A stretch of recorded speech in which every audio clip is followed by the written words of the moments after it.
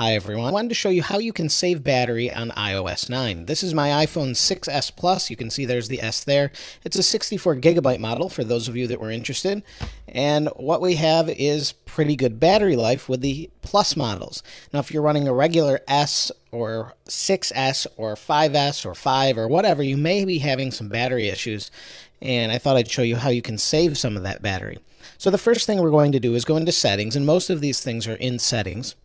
Then we'll scroll down to battery, and down here you can see battery. So we'll go into battery, and this is very helpful because it provides two different things. It provides what's using your battery. As you can see here, 36% using Waze for mapping, YouTube, things like that. And we can look at the last 7 days. And then we can also hit this little clock here, and it will show us that we had 1.9 hours on screen, 26 minutes background. And these are the things using battery. If we scroll all the way to the bottom, it shows us our usage, and this hasn't been plugged in since it was last full, so it shows 3 hours, 13 minutes usage, 12 hours, 35 minutes standby. And I'm at 66% battery. Now, if we go back up here, one thing we can do really quickly is just turn on low power mode. So if we turn on low power mode, this shuts off all the background processes, everything, and saves us as much battery as possible. It will greatly increase your battery life, but you'll lose things such as fetching mail, all sorts of different things, notifications, everything. But I'm going to show you how to turn those things off manually so you can pick and choose what you actually want to do. So we'll go ahead and flip this off, and we'll turn off, this is iOS 9.3, but we'll turn off the new feature called night shift mode, or night shift, and go back to settings here. The first thing I wanted to show you, other than low power mode, is auto brightness. Now, Apple says to keep auto brightness on, and if we slide up here, this is the brightness setting currently for this particular phone, and you'll see it's a little bit over halfway, and it's set on auto brightness. If we go to settings, we can go to display and brightness and make sure auto brightness is turned on. Now we can turn it down if we want, or we can turn it back up, and either way it works just as well, but we can want to try and keep it down towards the bottom as much as we can. Now, if you're in dark all the time, probably auto brightness would be best turned off and pushed all the way down, but that's only going to be very specific to those that are in really dark rooms, and this will be sufficient enough as far as the brightness goes. So definitely keep that on according to Apple, and it will reduce battery. The next thing we want to take a look at is app refresh, or background app refresh. And we find that if we go into general and then background app refresh. So here we have general, background app refresh, and what that means is in the background of your different applications, such as AirMail or different mail applications, music, Apple Store, all of these different things use battery in the background by fetching information based on how you use it. So it's really nice to have if you're using something regularly. If I just scroll down, you'll see all the different things. So for example, Google Maps, if you have it minimized or you have basically something over the top of it, you'll want that on because it's trying to grab information in the background. However, for something that's a camera app, such as this one here, you may want that off because you don't really want it refreshing in the background and using up your battery. So I've selectively gone through, turned on and off what I want, and set it up that way.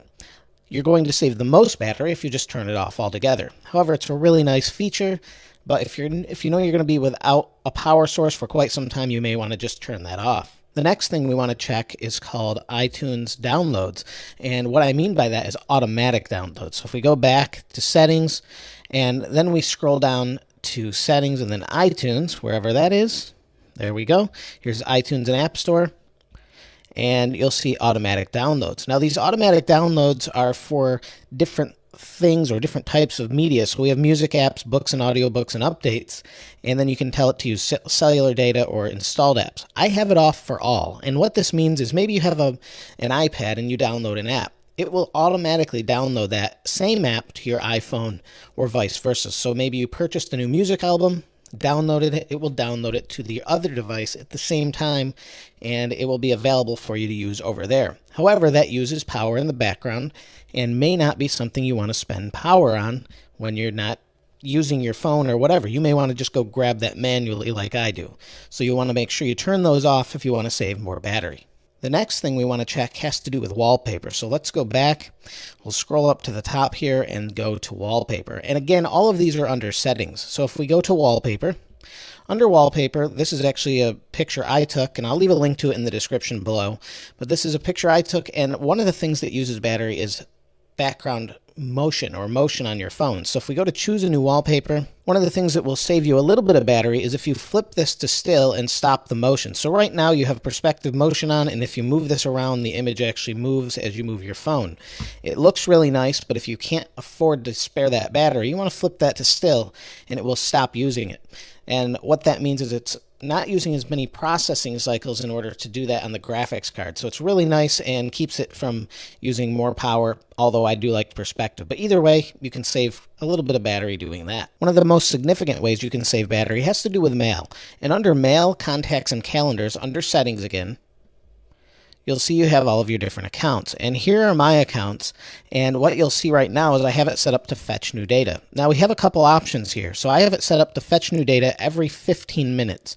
And what that means is every 15 minutes it's going to look for each one of these accounts and see if it has new mail. So it will ping the mail servers, whoever they might be, iCloud, Outlook, Gmail, whoever, will ping those mail servers and say, do you have new mail for me? If it does, it will pull it back to your phone. There's also what's called push mail, which uses additional power on top of that to basically keep a live connection between you and the server. So when the server receives new mail, so maybe your iCloud account receives new mail, it immediately comes to the phone. And I actually normally have that on, but I wanted to show you what it looks like and what the options are when you don't have it on. So right now I have it set to fetch for all of these and push for Outlook. So we can flip those on or off individually, or if we go down to fetch, we can tell it to do it manually. And manually is going to save you the most amount of power because that means it will not check mail whatsoever until you go into the Mail app. I actually like to be notified of my mail regularly, so I'm going to go back up here, flip it over to push, and any of the available mail accounts that have push are on push, and everything else checks every 15 minutes. So this will save you a significant amount of power if you have that set up. Another way we can save battery is to actually use Wi-Fi when we can. So right now you can see I'm connected to Wi-Fi. The exception to this is if you're not connected to Wi-Fi. So maybe you go to a store, there's no Wi-Fi to connect to. It's going to constantly be searching for Wi-Fi and using more power at that specific time. So you want to actually turn it off if you're out and about and not wanting it to connect to Wi-Fi. That'll actually use more power. And the quick way to do that is just slide up the command center here and turn it off. So we can flip it off, just tap on that, it'll shut it off. If you don't use Bluetooth, same thing, turn it off. If you do use Bluetooth, you have an Apple Watch, or use it with your car, or whatever you have, make sure it's on or off, depending on how you use it.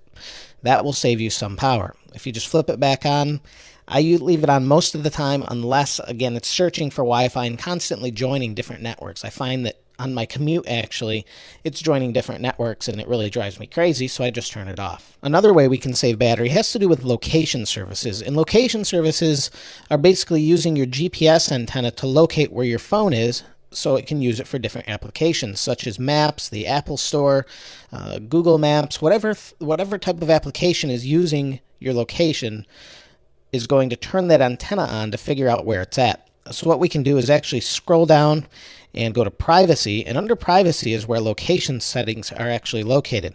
So you'll see location services at the top, and we can simply turn them off, but that means we can't use maps or any of that mapping stuff.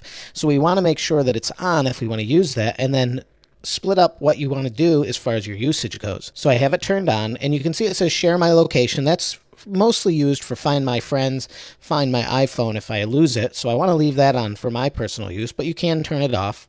And then we have all these different apps. So for example, it says Google Maps, and right now it's turned on while using. So if I tap on this, I have either never or while using the app. Different applications have different settings. So iMovie, for example, I don't need it to use my location because I'm never going to use that in this particular app, so I leave it to never. Again, if I go down to Instagram, it's turned on to while using. And some apps, such as Paper, want my location. That's actually an alternative to Facebook. It's a Facebook-made app, and I don't want it using my location, so I turn it off. So again, just go through each one of these, turn it on or off however you desire, and it will save you some power because it won't ever use your location when it doesn't need to.